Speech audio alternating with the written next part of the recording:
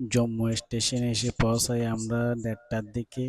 Station থেকে বাহির হয়ে কাশ্মীরের সিম ক্রয় করি। প্রথমে সিম ক্রয় করে আমরা শেয়ার কার ভাড়া করে শ্রীনগরের উদ্দেশ্যে রওনা দিয়ে দুপুর 2:30টার দিকে। কাশ্মীরের রিপোর্টটা খুবই ডেঞ্জারাস। এক পাশে কায় আর এক পাশে উঁচু উঁচু পাহাড়, মাঝখান দিয়ে সরু রাস্তা দিয়ে দুপাশে গাড়ি চলে। খুবই ভয়ঙ্কর একটা রাস্তা। আর আজকে আমরা যাচ্ছি কাশ্মীর। আমাদের সঙ্গে থাকুন।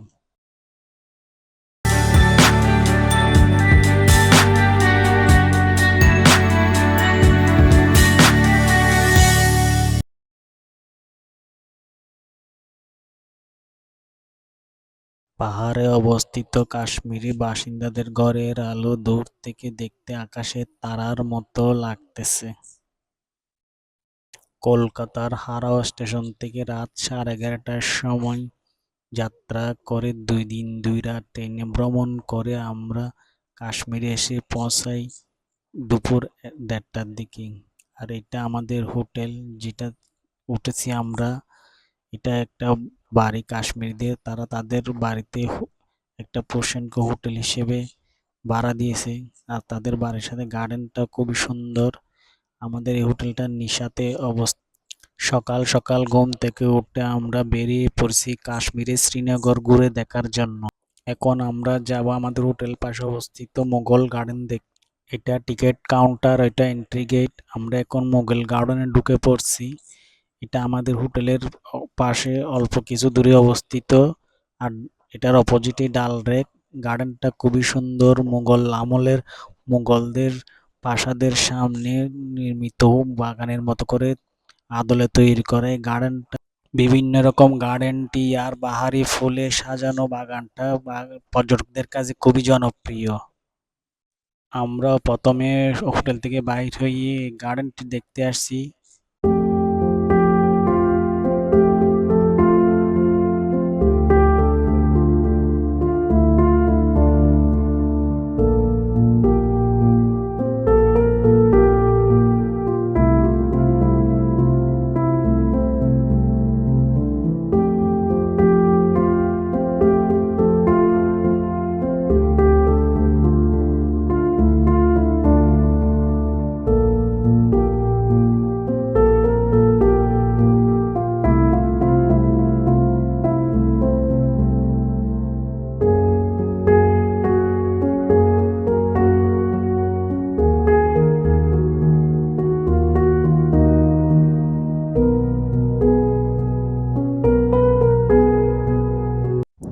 চারিদিকে পাহাড়ের সন্নিবেশিত বাগানটি 3টি স্তরে বিভক্ত। আমরা এখন দ্বিতীয় স্তর থেকে তৃতীয় স্তরের দিকে যাচ্ছি।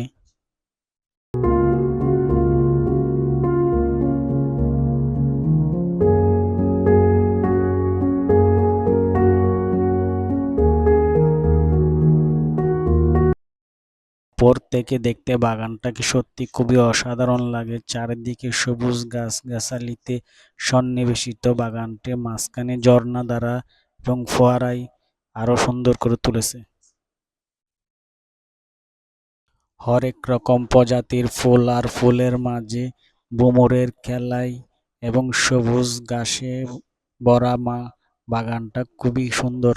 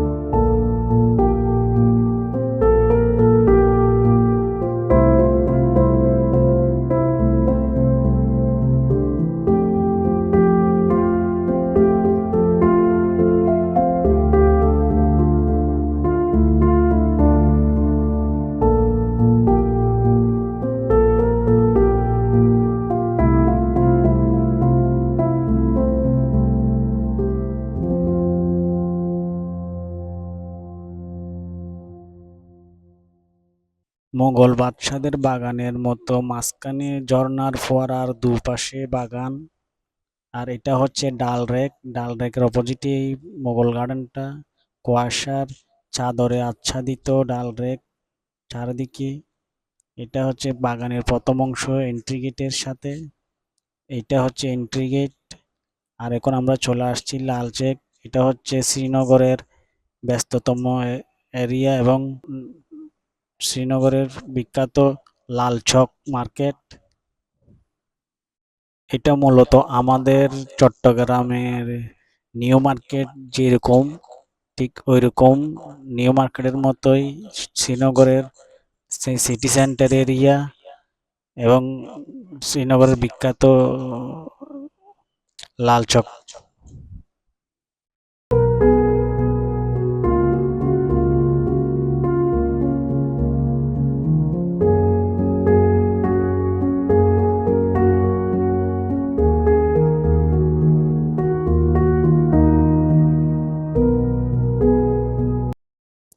আমরা এখন চলে আসছি শ্রীনগরের লোকাল বাজারে।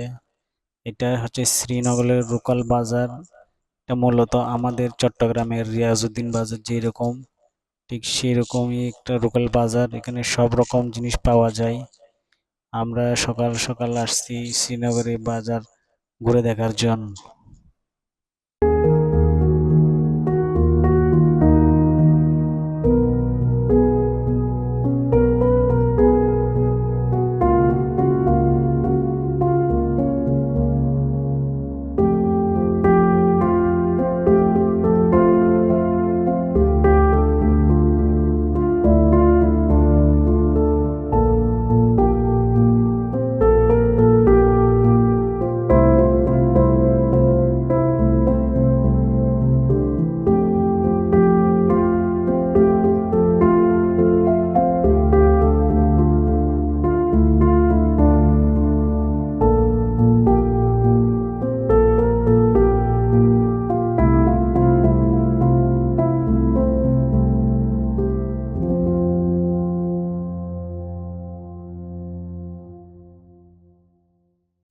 এটা হচ্ছে বেড়ার পাল। আর আজকে আমরা যাচ্ছি কাশ্মীরের বিখ্যাত জায়গা সোনমার্গ। আর যাওয়ার পথে পাহাড়ি উঁচু নিচু রাস্তা বেয়ে এবং পাহাড় দেখতে দেখতে সোনমার্গের পথে চলতেছি আমরা। সোনমার্গ যাওয়ার রাস্তাটাও খুবই সুন্দর। পাহাড়ি উঁচু নিচু আঁকা বাঁকা পথ বেয়ে চলতে আছে আমাদের গাড়ি। আর মাঝে মাঝে ছোট ছোট বাজার পরে কাশ্মীরের। এভাবে আমরা যেতে থাকি সোনমার্গের দিকে। সবুজ পাহাড় পর্বত এবং ঝর্ণা আর নদীর পথ বেয়ে আমরা সোনমার্গের পথে চলি। এটা হচ্ছে একটা নদী যাওয়ার পথেই পড়ে সোনমার্গে। আর এই পানিগুলি খুবই ঠান্ডা তখন।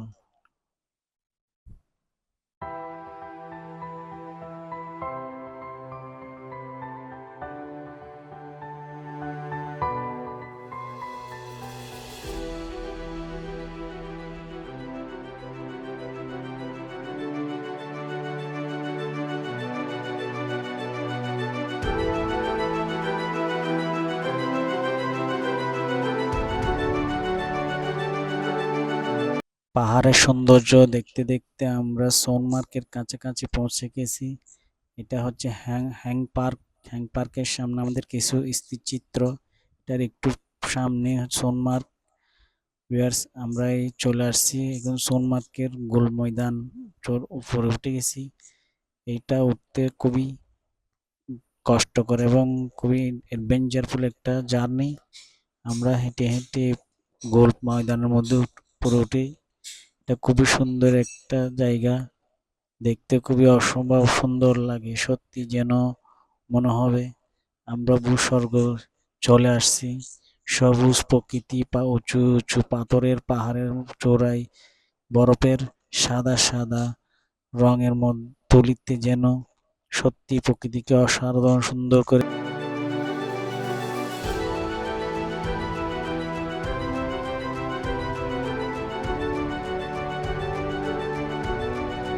সোনমার্গের অপার সৌন্দর্য দেখে আমরা এতটাই বিমোহিত যে নিজেদেরকে হারিয়ে ফেলেছি প্রকৃতির মাঝে।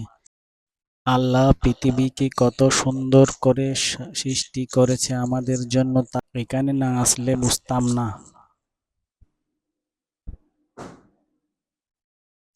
আমার এই ভিডিও যদি আপনাদের ভালো লেগে থাকে তাহলে একটা শেয়ার করে দিবেন, লাইক করবেন, আর কিছু জানার থাকলে কমেন্ট করে জানাবেন। আসসালামু আলাইকুম।